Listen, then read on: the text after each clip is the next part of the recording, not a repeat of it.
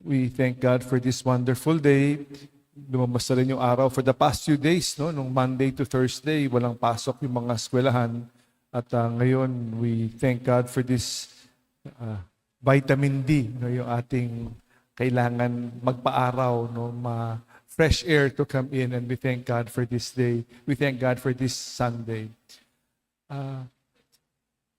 One of the first songs we have heard, no, sa ating nung tayo'y sinilang, no, we talk about new birth, yung close open, di ba? Close open, close open, no? It is such a delight, no, makita natin yung mga bata na ginagawa yan. Ano? What a beautiful, if you recall, no, what a beautiful memory to see this. Kailangan natin maging parang bata lagi. We have to be childlike all the time. Di ba? Alam natin, para tayo makapasok sa langit, we have to be like little children. Little children, always awed, madali, no? Mababaw yung kaligayahan. No? Always willing to learn. Always willing to be open. No? Pero kaminsan, no? Alam ko na yan. Alam ko na yan. No? Nakita ko na yan. No? Mahirap na tayong matuto, mahirap na tayong to be awed, no? To be satisfied. Kasi namamanhid na tayo sa dami na nating alam. Akala natin, alam natin, akala natin, no? Hanggang dyan lang yan. No, no? Let us be open like little children. How important it is for us to always be childlike. Always, always, no? What is God's gift for me today? Always open, hindi sarado sa mga bagay-bagay na kinamihasaan na natin. Ang ikalawang pagbasa, parang yung bias natin lumalabas eh. Naku, kapitbahay ko lang yan, walang magagawa yan. No? Naku, yung eskwelahan na yan, mahinang eskwelahan yan, wala akong mapala dyan. Ba't ko pakikinggan yan? Ano? Naku, bata pa yan, wala akong mapapakinggan dyan. No? Pag ganyan ang pananaw natin, talagang sarado tayo sa mga pinapakita sa atin ng Diyos, ano yung mga ibibigay sa atin ngayon, kasi naging sarado na tayo. Let us be open to the many gifts the good Lord has in store for us today. Many times, we are close because we have expectations. Remember, yung expectation natin, no, can become a hindrance for God's grace to happen to us. Kasi dapat na ito i-expect natin. But let us allow that childlikeness again. No? Let us allow that childlikeness. It is a very important reminder for all of us. So again, to be open. No? Bakit ba tayo nagsasara? No? Bakit ba tayo ayoko na, di ba? Alam ko na yan, no? Napaso na ako, no? Maraming bagay na nagiging hadlang, kaya hindi tayo nagiging bukas sa mga bagay-bagay na binibigay sa atin ng Diyos. Gusto natin instant, no? Yung regalo, yung biyaya, ngayon bubuksan ko lang, nandito na, given. May prerequisite bago natin ma-appreciate yung regalo. We have to do our own part. We have to do our own share in opening the gifts. No? Example, no? Ang biyaya ng misa na tatanggap natin ngayon, ang salita ng Diyos na pinapaalala sa atin. We have to clear our minds.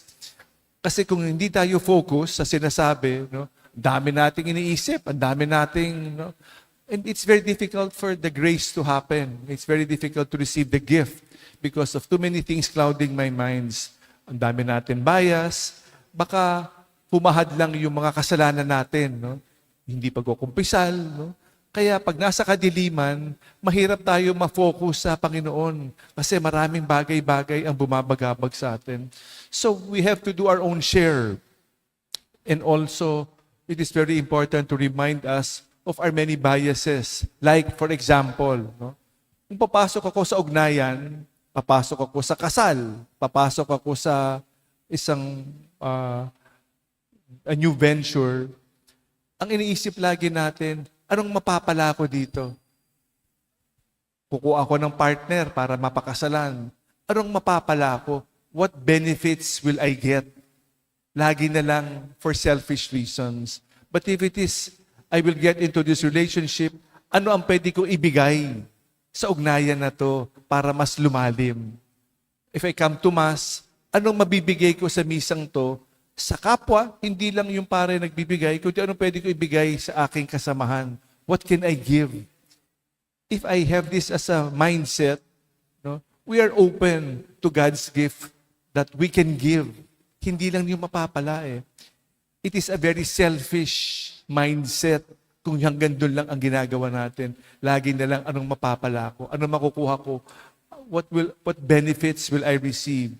But instead of this, what can I give? What can I offer? Then more gifts will come. Alam naman natin, no? Sinabi sa Ebanghelyo, pag bingi, pipi rin. Kasi what comes in is what will come out.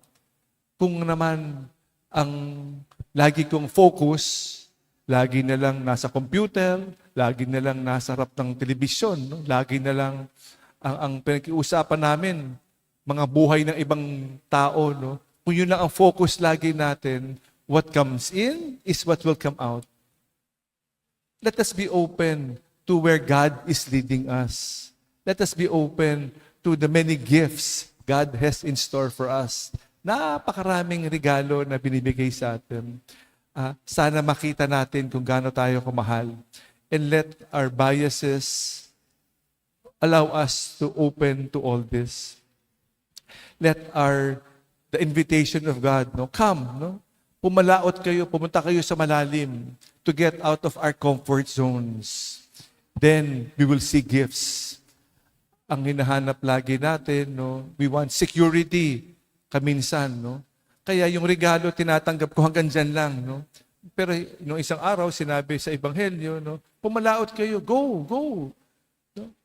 Do not worry, trust in me. Then you will have far bigger gifts we can imagine. Let us not be contented with the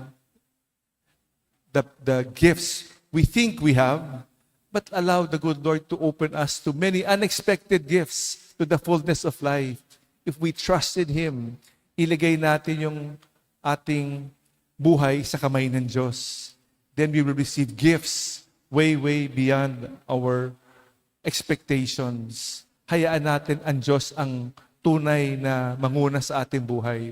Hindi lang lagi my way, the gifts I expect, but allow God to surprise us like little children. We have to be open, hindi close to the many gifts. Let us be like little children, always open to the gifts of God, of how God wants to surprise us, of God, how much God loves us, as we thank God for this special day of our Blessed Mother. We thank Our Lady, we thank the Little Mary, no? La Niña, no? The Little Mary, we will incense her bago matapos ang misa, as we thank God for giving us our Mother, the many gifts given to us. Be open. Be open. Be open.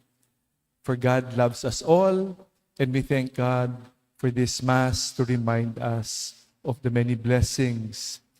Be open, ephata, with the grace of God.